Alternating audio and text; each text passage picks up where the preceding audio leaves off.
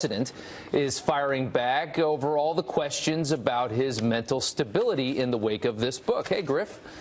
Hey, Rob and Julian. You know, maybe Sloppy Steve is campaigning for a new nickname, Backtrack Bannon. I'll explain. But first, the president vigorously defending himself over the weekend against allegations from this book, questioning his fitness for office, firing back in a news conference at Camp David, then tweeting, "I've had to put up with the fake news from the first day I announced that I would be running for president. Now I have to put up with a fake book written by a totally discredited author. Ronald Reagan had the same problem and handled it well, so will I."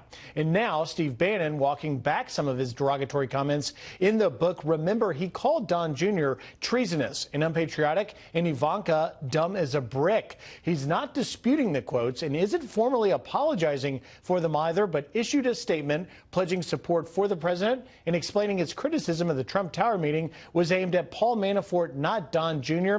He writes, "I regret that my delay in responding to the inaccurate reporting regarding Don Jr. has diverted attention from the president's historical accomplishments in the first year of his presidency. My support is also unwavering for the president and his agenda. Donald Trump Jr. is both a patriot and a good man. He has been relentless in his advocacy for his father and for the agenda that has helped turn our country around." Bannon did not address the slight to Ivanka. This, as many of the president's allies rallied to his defense, calling all of this ridiculous. Let me be very clear. This is a book of fiction. Not only is it not accurate, there are so many misrepresentations in this book that it shouldn't be taken seriously. Statements like the one Mr. Wolf made about how we all think about the president, they're just ridiculous on their face. The president travels to Nashville today to make remarks there, and then to Atlanta finally tonight, guys, where he'll take in the National College Football Championship. We'll see if he has any more to say about this. I'm sure he does. Griff, thank you very much. Appreciate it. You know, look, we've been hearing for a long time now, a lot of people on other media outlets have been talking about President Trump's mental fitness, his stability. Sure. Yeah. And here's just a little montage of some of the sound that we heard from over the weekend. Here you go. He not only amplifies the coverage of this, but he also amplifies the questions that the book raises. We could look back a year from now and say the warning signs were there and we did not do enough. When you hear him put out that tweet, stable genius, it's kind of like Richard Nixon, I'm not a crook. It raises serious questions about his mental capacity, his ability to process information, his impulse control. If we do have a president who has some fitness issues, even though he says he's like really smart, there are some problems that are happening. He has put this question of his competency by responding to it in the theatrical way he has in the middle of the conversation. If this book is to be believed, and I think it is credible, then it is actually quite frightening for the American people. He is like a child. I think we've probably all written this 500 times. Yeah, the conversation has certainly been ramped up, though, since this book.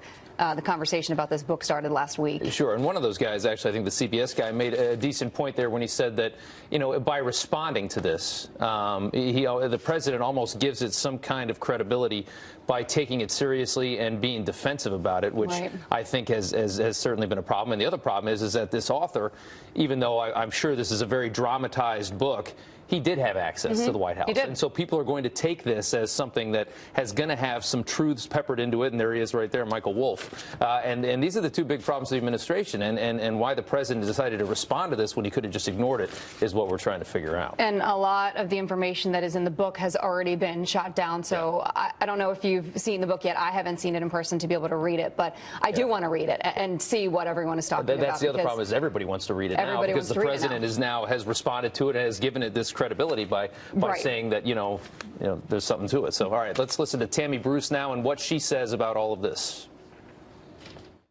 It's ironic. They're speaking of the president's mental health, allegedly, and it's based in their own hysteria. Our republic is based on the ability to have a dialogue, to have debate, to have even fights and all of that. I mean, politics is the fight for power.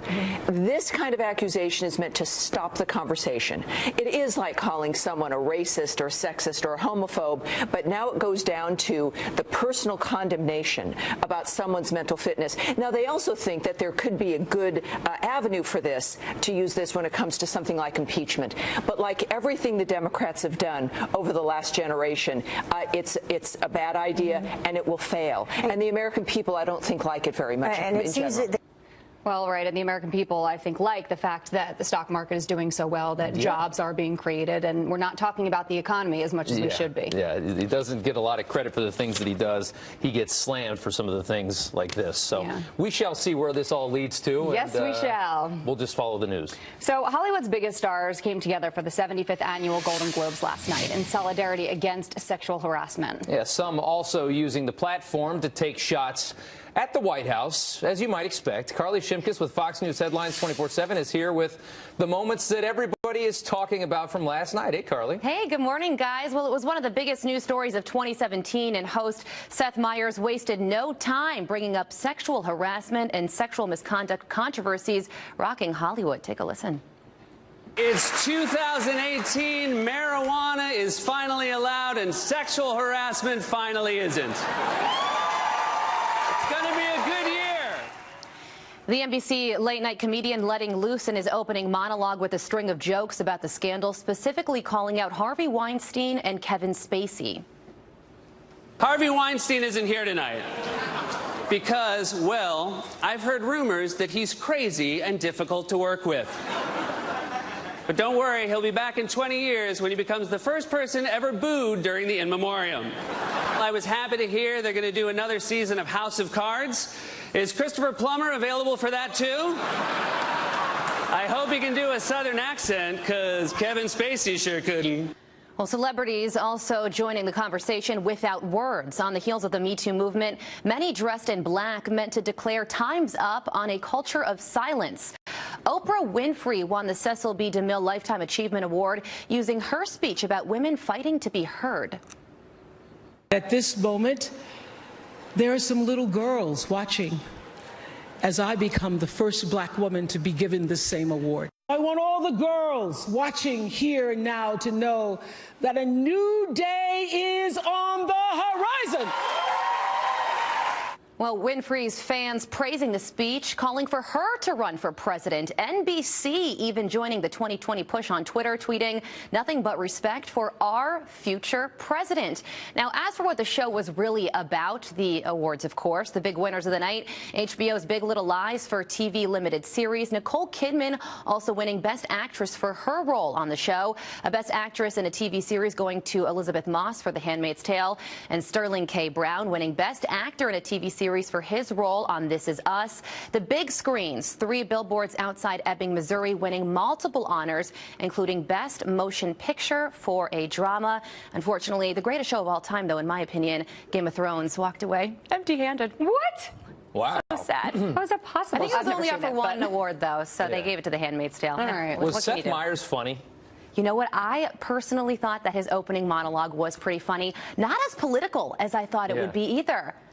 I never thought he was that funny. I never understood how he got that job or why he gets these gigs, but, you know, I guess. Yeah, no, watch he did it back. I laughed out loud at least once. Oh, okay. So it wasn't terrible. All right.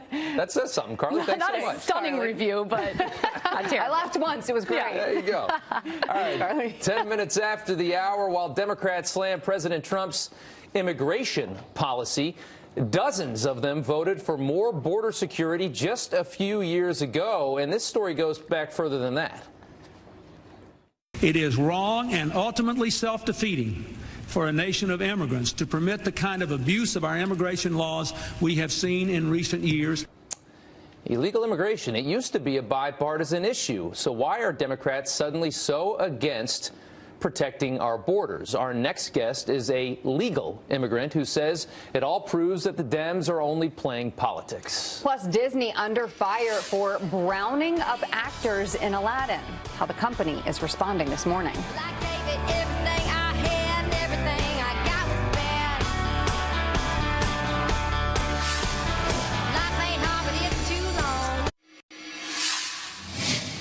Good morning and welcome back. Democrats responding to President Trump's hard line on immigration by refusing to back the border wall. But the left was on board when it was President Bill Clinton's idea. That's why our administration has moved aggressively to secure our borders more, by hiring a record number of new border guards, by deporting twice as many criminal aliens as ever before. It is wrong and ultimately self-defeating for a nation of immigrants to permit the kind of abuse of our immigration laws we have seen in recent years, and we must do more to stop it. And even in 2013, the Democrats were on board with border security. So what has changed now? Joining us to discuss is the author of Green Card Warrior, Retaking America, Nick Adams. Nick, thank you for joining us this morning. I appreciate your time. You came here to this country legally. Can you, before we get started on this, just share a little bit of your story? Gillian, it's great to be with you. Look, I wanted to become an American for as long as I can remember. I wanted to do it the right way. And when you try and come to America the right way, it's very difficult. It costs a lot of money and it takes a lot of time. And for 4.5 years, I very patiently waited in line. I did everything right. I dotted my I's, I crossed my T's, and finally I came to the United States of America. So as somebody that did things the right way, it's extraordinarily frustrating for me to see people doing it the wrong way rewarded. So do you agree then with President Trump's views on tightening border security and why we need it? Without a doubt, Gillian. Look, it's really important that we enforce the laws that we have on the books. It's really important that our borders are secure, because if we don't have borders, if we don't enforce our laws, we don't have a country. And I completely agree with the President on this. There's nothing anti-immigrant. There's nothing hard line about his stance.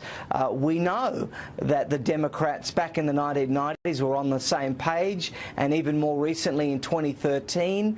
This is really about the President more so than the immigration policy. They're prepared to absolutely attack and reject anything that he proposes. Well, right, and you mentioned 2013. In that year, there were 39 current Senate Democrats who voted yes to border security. I mean, that's a lot of them, and I'm not sure if it's a confusion in the Democratic Party as to them not knowing exactly what they want, because if you look at all those faces on the screen, you look at what they voted for back then, it was double length of a new border fence with Mexico, to end the diversity visa lottery program, to spend $40 billion on border security, in addition to many other things. So is it that they don't want border security, or they just don't want the wall because President Trump wants the wall?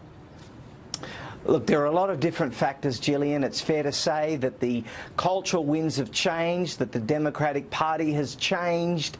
You know, things are going more and more leftward. We see that. But I think a lot of it has to do with the fact that President Trump is the president. They don't like him. They're prepared to diminish him as much as they possibly can. And we see this. I mean, you know, in 2006, President Obama was on C-SPAN talking about the importance of securing borders and proposing the very things that the President's proposing now. So this is really a conglomerate of things, but at the end of the day, I think that this is all about undermining President Trump because he's the left's worst nightmare. Nick Adams, thank you for sharing your story, and thank you for joining us this morning. Pleasure, Gillian. Rob. All right, good stuff. 18 minutes after the hour, did CNN try to silence a senior White House advisor? You're being obsequious. You're being a factotum in order to please him, okay? No. And I think I've wasted enough of my viewers' time. You know who I Thank care you, about? This was a fun little exchange we saw yesterday. More from that and how the president is reacting this morning. And after months of scandals, Hollywood gets together to try and save face at the Golden Globes. It's 2018. Marijuana is finally allowed, and sexual harassment finally isn't. It's going to be a good year. Our next guest says that last night's show was more like a funeral. Comedian Chad Prather joins us live, coming up next.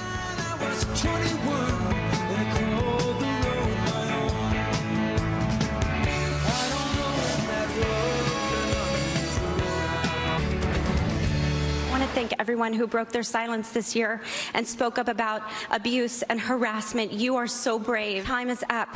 We see you, we hear you, and we will tell your stories. The Hollywood elite coming together to call out some of their own sexual harassment, headlining last night's Golden Globes. But even with the elephant in the room, celebrities couldn't hold back on the attacks against the Trump administration as we expected. So what did viewers think of this politically charged award show? Here to react is comedian Chad Prather. Chad, what did you think?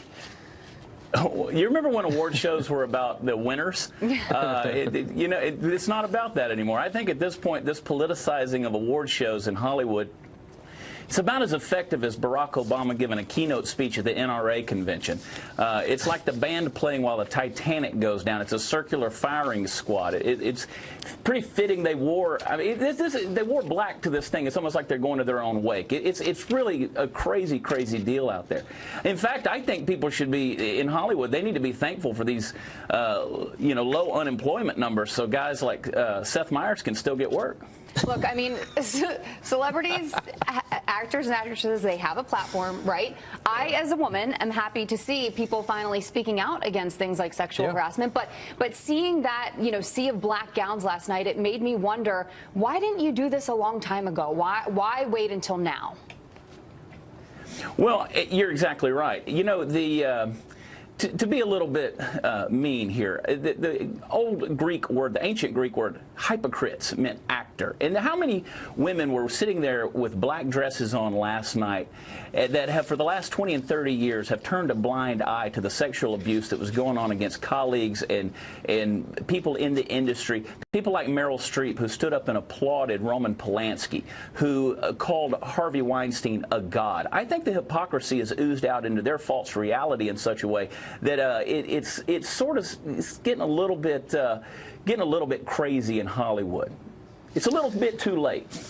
I mean, did you think it was a good show, I guess is my question. I mean, unfortunately, we had to go to bed last night, so I was curious to see how this would all go down.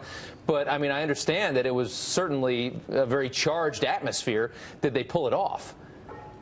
Yes, and to be clear, I am all for empowerment for women, and certainly I hope that their decision in Hollywood goes beyond a career, a wardrobe choice and a hashtag. I, too, had to get up at 2:30 this morning to come in.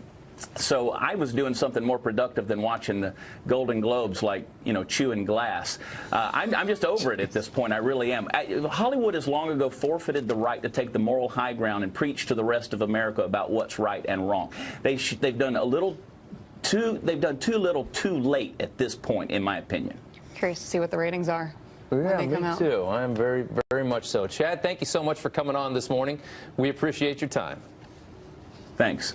All right, 25 minutes after the hour, President Trump blasting what he calls out-of-control media bias. There has been no collusion between us and the Russians. Now, there has been collusion between Hillary Clinton, the DNC, and the Russians. Unfortunately, you people don't cover that very much. Well, is the media trying to distract from the president's actual victories? You want to hear what our next guest has to say. President Trump heading to farm country today to rally support for his agenda, his brand new push to put rural America back on the map. In a live report, that's next.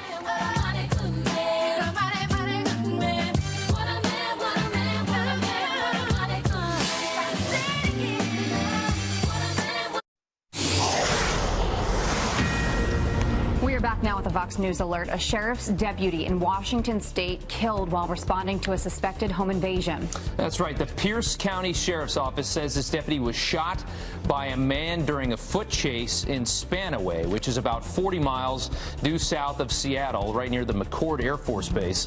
The suspect that shot the officer is still on the loose as it's about 2:30 in the morning there in the Seattle area. Another suspect was found dead at the scene. No word yet on how he was killed. We're going to continue to follow this story. We'll get you more developments as they come in. In the meantime, President Trump heading to Nashville today to rally supporters as immigration reform takes center stage at budget talks this week. Yeah, Todd Pyro is here with where negotiations stand at this point. Hey, Todd. Hey, Rob. Hey, Jillian. Good morning to both of you. In just a few hours, the president will be speaking at the American Farm Bureau Convention, the first time a sitting president has addressed this group in 25 years to tout rural and agricultural community success. All this while a host of other issues top his agenda. Number one on that list for now, DACA. With a potential government shutdown less than 2 weeks away, congressional leaders and the White House will try and resolve their differences over the status of young immigrants, which has become a main obstacle to government spending deal.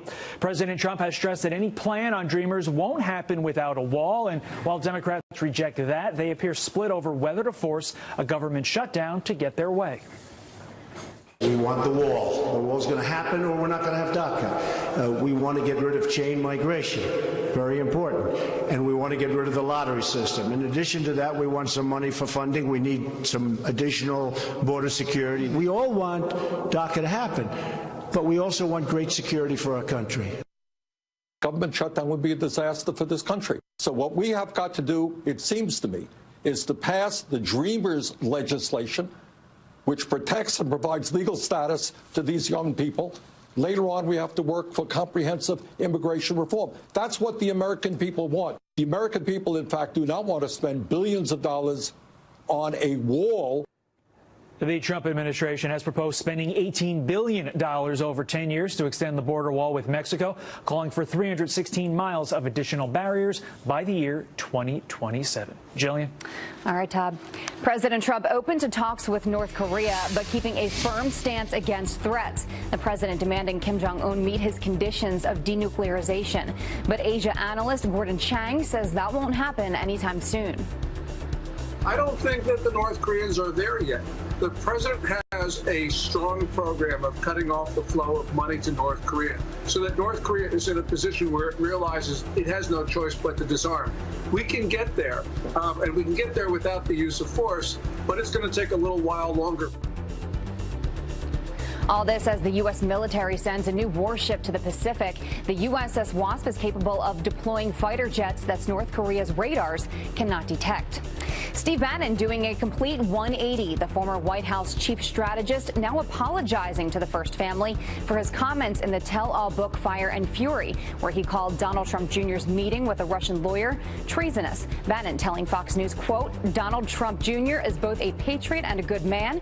He has been relentless in his advocacy for his father and the agenda that has helped turn our country around.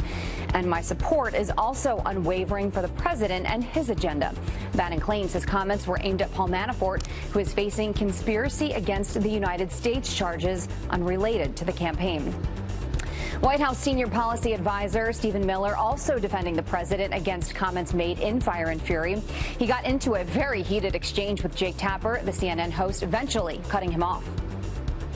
A self-made billionaire who revolutionized reality TV and who has changed the course of our politics. He's watching and he's happy that you said that. But Jake, you can be condescending. I'm not being condescending. I'm trying to get to the point that Steve Bannon. You can be condescending. That was a snide remark. Stephen, you're not going to give 3 minutes for the American people to hear the real experience of Donald Trump. There's one viewer that you care about right now, and you're being obsequious. You're being a factotum in order to please him. Okay. No. And I think I've wasted enough of my viewers' time. You know who I care about? There are reports after that exchange. Miller was escorted off the set by CNN security. And it turns out the president was watching, tweeting, quote, Jake Tapper, a fake news CNN, just got destroyed in his interview with Stephen Miller of the Trump administration. Watch the hatred and unfairness of this CNN flunky. Well, Brian Ross heading back to ABC today, but with a different job following this botched report about President Trump and Michael Flynn. He's prepared to testify that President Trump, as a candidate, Donald Trump, directed him to make contact with the Russians, which contradicts all that Donald Trump has said at this point. Ross is starting a new gig with ABC's outside production house, Lincoln Square Productions. It is believed he will hold the same title as a chief investigative correspondent, but will be focusing on long-term projects. He was suspended for 4 weeks without pay. Rob? All right, Jillian, thanks so much. President Trump calling out the media for harping on the Russian collusion story without covering the active investigations into Hillary Clinton and her foundation. There has been no collusion between us and the Russians. Now, there has been collusion between Hillary Clinton, the DNC, and the Russians. Unfortunately, you people don't cover that very much. But so is this, the harping on the Russia collusion, is this a tactic to distract from the president's accomplishments? That's the question this morning, and here to debate that is the spokesperson for America First Policies, Katrina Pearson, and the CEO of All In Together, Lauren Leader-Chevet. Ladies, thanks so much for coming on this morning. Lauren, we want to start with you. It does seem to appear that there is less of an interest in the Hillary Clinton investigation than there is into the Russia investigation. Would you agree with that?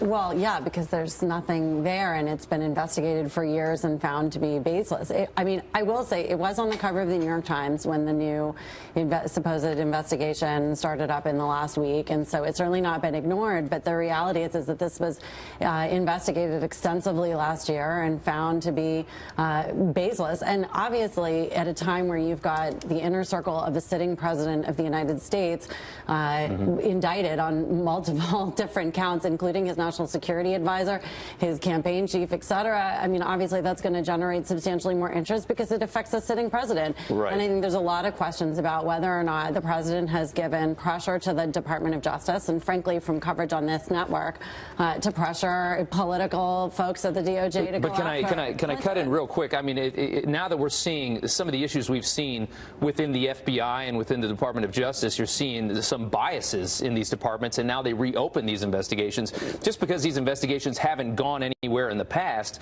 maybe doesn't necessarily mean that, you know, it's an all clear. At some point, you have to ask the question: when is it worth taxpayer dollar and expense to continue to prosecute something that has already been explored and found to be baseless? And I think the question that a lot of people are investigation is actually politically driven, and there's, you know, the president had promised all throughout the campaign that he would go after Hillary Clinton if he was elected, and that they should lock her up regardless of whether or not there was any basis for that.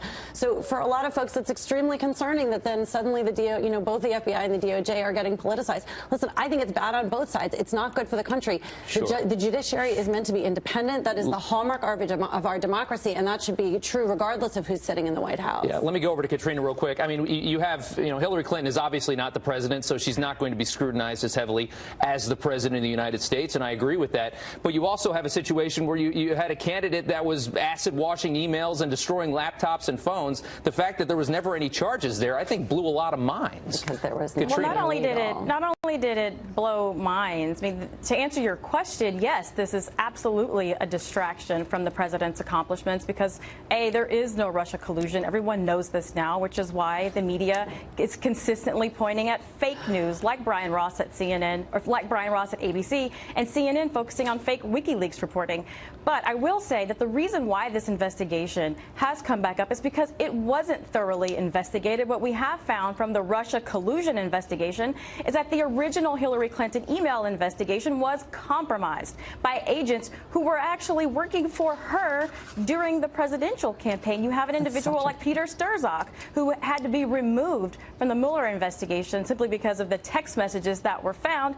Then come to find out he was also one of the lead investigators on the Hillary Clinton email, and the language was changed to avoid criminal statute. So yes, this investigation should be open. The question is, are we going to spend the exact same resources and make those available to the Hillary Clinton email investigation? Because as you said, there are still 30,000 missing emails, BlackBerries that were destroyed with hammers, and servers have been wiped. And let me let Lauren respond to that. Go ahead. The perpetual attacks on our civil servants, both in the FBI and in the Department of Justice, undermines the fundamental premise of our democracy, which is an independent judiciary. It is an attempt, which is political in nature, to undermine their credibility in advance of potentially damaging information against the president. It's extremely disturbing, and for anyone who believes in the core principles of our democracy, it's just outrageous and inappropriate to be going after and making personal attacks on what should be an independent judiciary. The only thing that undermines the civil servants is when they are using information like the Trump dossier that was completely unverified, potentially taxpayer funded by the FBI, to obtain illegal warrants to monitor political opposition, to criminally go after them. Ladies, that's what undermines democracy. We've seen charges on the side of the Trump administration. We have questions about why you would destroy laptops and phones if you had nothing to hide. There's good points on both sides. Ladies, thanks so much for coming on this morning. We will continue to debate this in the future.